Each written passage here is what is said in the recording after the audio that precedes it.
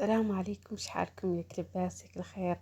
وين بيكم؟ مرحبا وسهلا، ورمضان كريم. نتمنى يدخل علينا وعليكم بالصحة والسلامة وطاعة مولانا وشي زين وصالح. وين بيكم؟ مرحبا وسهلا. بغيت نشارك معاكم الروتين اللي كنخطيه في رمضان، يعني نهار كامل. بحالاش كنخطيه؟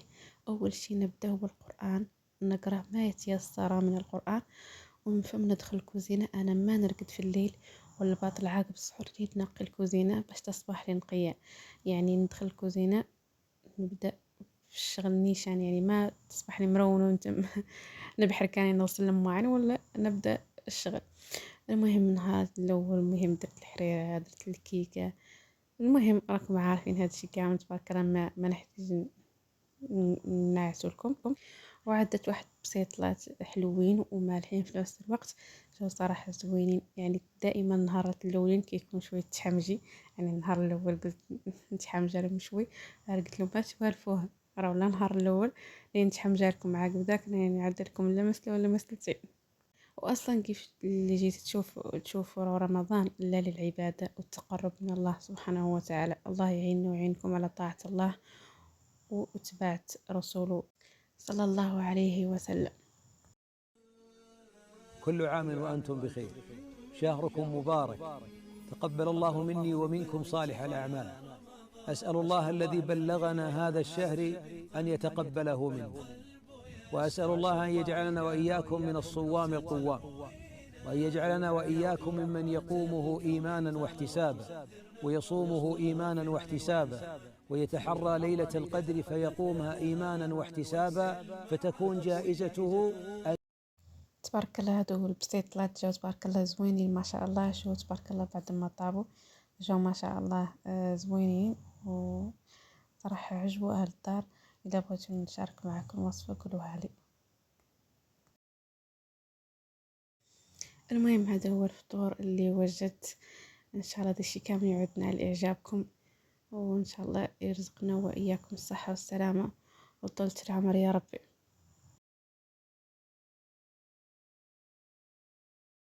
ايوا هون راهي كل مسله كنذوقكم منها لعل تقولوا عني ناسيتكم ولا ما حضرتكم، راكم غاليين عليا. وبعد ما فطرنا ولله الحمد ندخلوا مالين الكوزينه نفكوا هيك الروينه.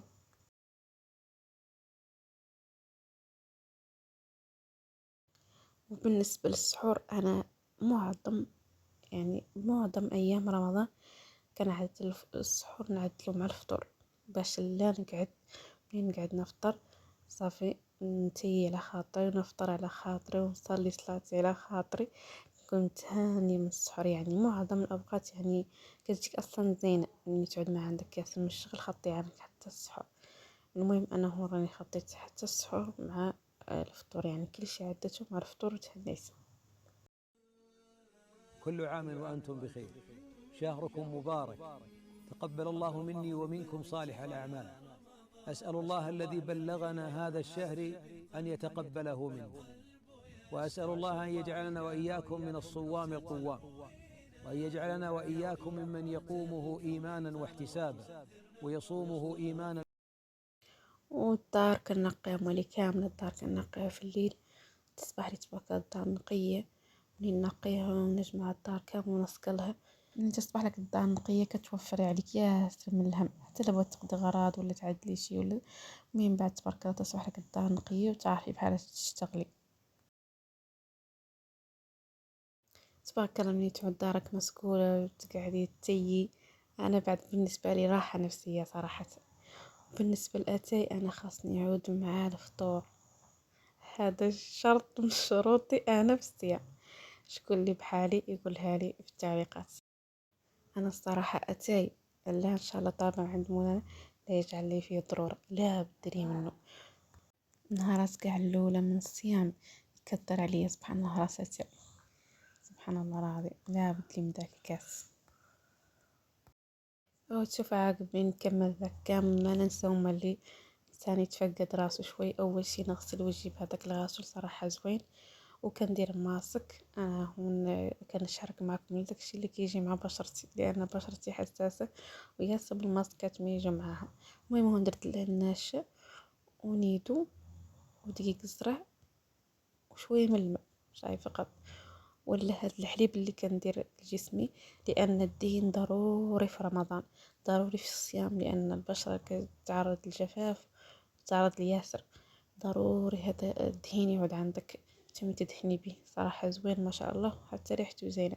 يعني اي حليب عندك، اي انواع من الحليب تخلطيهم وتضيفي لهم شيرلي وتضيفي لهم جليسيرين واي زيوت كانت عندك، اي نوع كيجي مع بشرتك وكان متوفر عندك، وتفتمي اي وقت عاقب الوضوء، عاقب غسيل المواعين، عاقب الدوش، تدهني به جسمك وتخليه. يعني ما تخافي منه انك اللي يكدر عليك ولا اللي يدير لك حساسيه ولا شي حاجه ولا اللي تغسليه ولا شي، لانه ما فيه ديكاباج، ما فيه شي. يعني ماسك طبيعي. اهلا بكم، لا تنسوا الاعجاب بالفيديو. مرحبا وسهلا.